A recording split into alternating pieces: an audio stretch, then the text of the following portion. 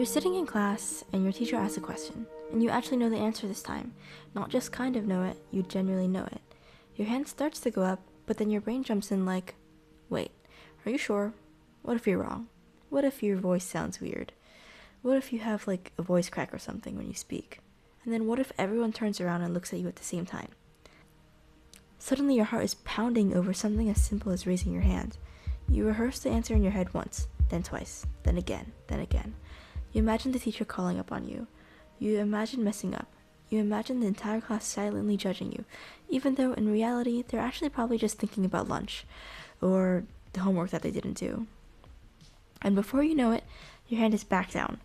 Not because you didn't know the answer, but because the idea of being seen felt scarier than the idea of being wrong.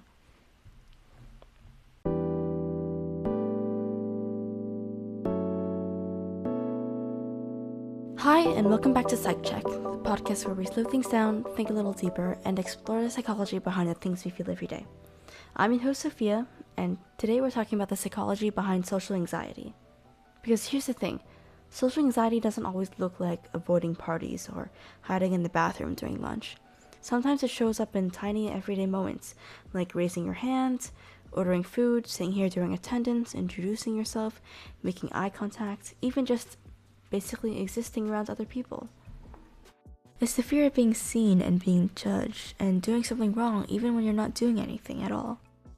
And what's wild is how something so small can feel so intense. Your brain freezes for a second and suddenly you're hyper aware of everything. Your voice, your face, your posture, your breathing. So why does this happen? Why does our brain act like there's danger when you're actually just answering a question? So let's talk about what's actually happening underneath those moments. When your heart speeds up, your mind goes blank, and suddenly every tiny social interaction feels way bigger than it should. Because it's easy to assume that's just you, that you're overreacting or being dramatic. But what's really happening is a mix of your biological wiring, past experiences, and the way your brain tries to protect you, even when you don't need protecting. According to the American Psychiatric Association, social anxiety, even the everyday kind, is rooted in a deep fear of being judged or negatively evaluated. And that fear isn't random. It's part of how humans survived. We're social creatures, and being accepted by the group used to be a matter of safety. It used to be a matter of survival. So, your brain learned to pay attention to how people respond to you. Today, that same system is still running, just in a world where the group is your classmates, your coworkers, or the people sitting at your lunch table. Your brain is scanning for signs of rejection, even when nothing threatening is actually happening. Then there's biology. The Mayo Clinic explains that the amygdala, the part of the brain that handles danger, can be extra sensitive in people with social anxiety. It reacts too fast, before anything actually happens. It overreacts at the smallest social cue, before you've had the chance to figure out if anything's actually wrong. So a simple moment like raising your hand or saying your name gets treated like a threat. It's like that really annoying smoke alarm in my house that goes off every time I try to cook fried rice. It's extra overreactive, and it means well, but it's really just adding pressure that you don't need. Your brain thinks it's trying to protect you, but in reality, it's overreacting to small moments and flagging threats that don't exist.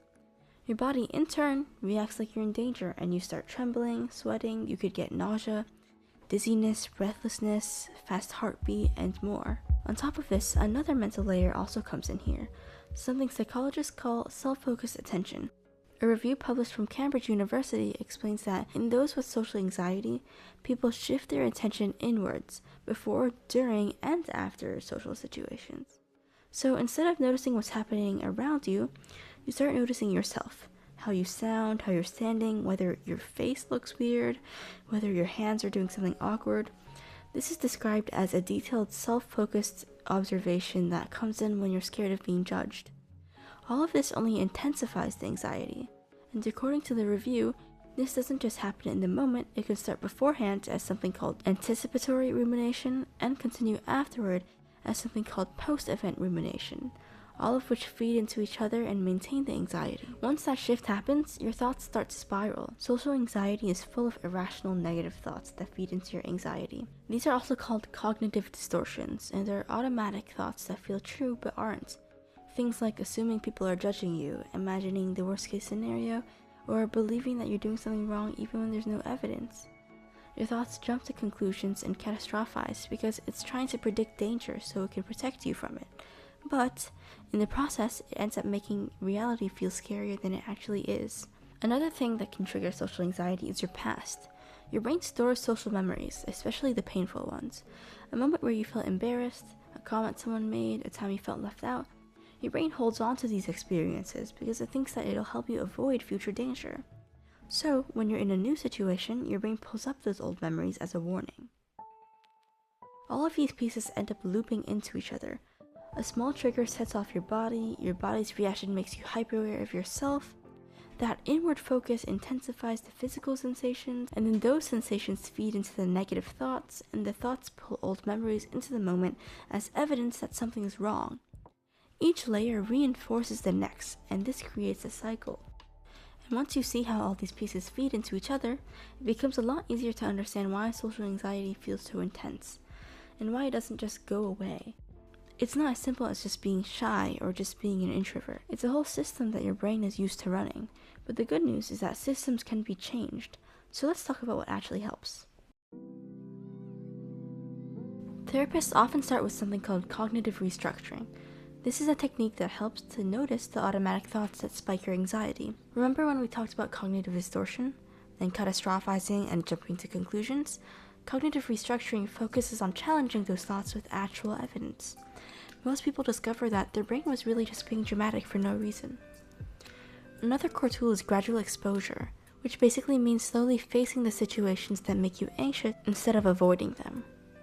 And the key word really is gradual. You're not starting with giving a speech or talking to everyone in a crowded room. You start with really tiny things like making eye contact with one person, saying hi to a classmate, and then you build up. Over time, your brain learns that these moments aren't really threats. Your brain adjusts. The alarms that used to come in at every tiny social moment begin to relax because it finally has real evidence that you're okay. And it's not about forcing confidence. You're just teaching your brain that everyday interactions aren't emergencies. And when that starts to happen, you feel a lot less intense. Kind of like realizing that the Spanish presentation that you've been stressing over is only like 5 slides and half the class isn't even looking up anyway. Because social anxiety is so physical and can result in serious physical symptoms, grounding your body can interrupt the cycle before your thoughts spiral. These techniques can give your nervous system something concrete to focus on, so it stops acting like you're in danger. Research-supported techniques include paced breathing, like breathing in for 4 seconds, and then exhaling for 6 seconds, body scan meditation, which is when you check in with the different parts of your body to notice the tension and release it, taking short walks, holding something cold. This actually surprisingly can help you snap out of your thoughts and bring you back down to earth. And then finally, the 5-4-3-2-1 grounding exercise. In this exercise, you essentially name 5 things you can see, 4 things you can hear, 3 things you can touch, 2 things you can smell, and 1 thing that you can taste. It's a way that you can anchor yourself in the present instead of your worries. These are basically ways of telling your nervous system to chill out. Part of making social moments feel less overwhelming is taking care of yourself and the system that's trying to protect you.